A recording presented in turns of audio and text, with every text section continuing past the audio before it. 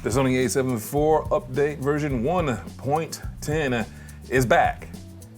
And I'd say back because it was out a few weeks ago and things weren't going so well. I don't believe it bricked any cameras, but instead of upgrading, it downgraded. More on what all this hoopla is about all these new features, and this update is actually worthwhile, and we actually know this update happened rather infamously, unlike the required update version 1.05, where if you don't have 0.05, don't upgrade to this one.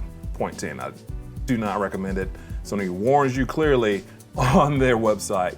Warning, don't do it. Now all you've got to do is use an SD card inside of your A7IV to update. Before, Mac users were having some issues by going with the old plug-in, getting a version for Mac and Windows. You no longer have to do that. Just put it on the SD card, easy breezy. One thing I do recommend though is to back up your camera settings, like all your shortcuts and hotkeys. That's completely optional, just a thing that I do, and you should probably do that. And Sony does recommend formatting the card from scratch. I had plenty of SD cards laying around. It doesn't have to be a super fancy SD card, so I just formatted one, threw it in there, put version 1.05 on there first, installed it into the Sony A7IV, and then followed the same procedure to put in version 1.10 finally onto the A7IV. So after going through all of this trouble, what in the world do you even get?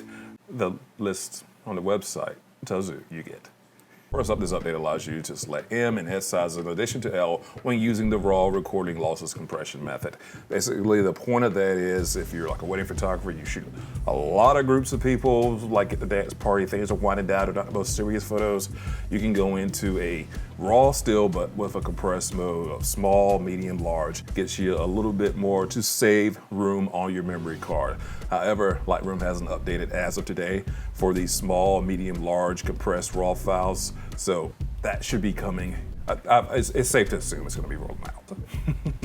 The shutter speed and ISO sensitivity settings dedicated for flash photography can be retained. And that's pretty self-explanatory right there. As the touch function to the Sony A7IV, which I don't know if I'm just mistaken. I'm shooting on a Canon now. I thought Sony's already did this, but now they do. And why that's so great is because people who aren't used to holding cameras like these can just simply touch on the back of the screen.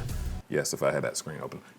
You just touch on the back of it to focus on an area and the photo will shoot, much like using a phone. So it's really, really user-friendly in that way. Improves the accuracy of eye autofocus. There was a case when using like this 1.8 lens here on this Sony A7IV where I can get close to a subject. It would really catch the eyebrow a lot, and it's only happened one time. It hasn't been like a recurring annoyance or anything like that. But this should hopefully help with making sure that it focuses on the iris. The camera serial number can be recorded in the metadata of movie files. And why is that important? Well, sometimes you'll be using multiple cameras to shoot things on setups, and you want to know exactly which camera shot which thing, so the metadata can be recorded into the movie files metadata.